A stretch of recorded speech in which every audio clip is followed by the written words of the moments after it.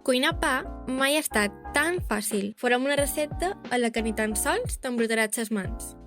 Amb ingredients bàsics i de manera molt senzilla.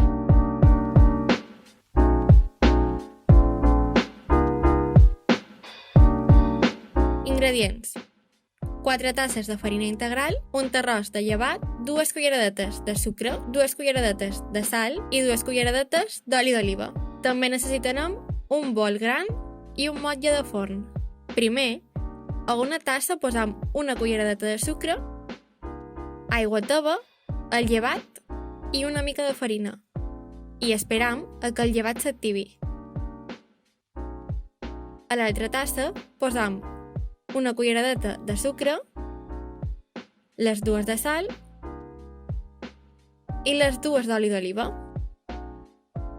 A continuació, posam la farina al bol, remenam i la deixem preparada amb un forat al centre.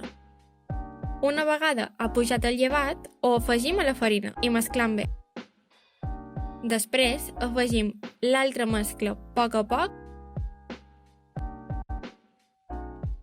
i anem pastant amb una forqueta fins a aconseguir una massa. A continuació, tapem la massa amb un tros de paper film i un pedaç i preencalentim el forn a 170 graus. Mentre preparam el motlle amb oli d'oliva i farina per evitar que s'aferri.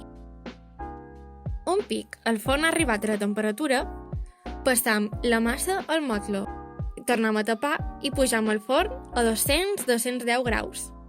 Quan el forn estigui a 110, hi posam el pa.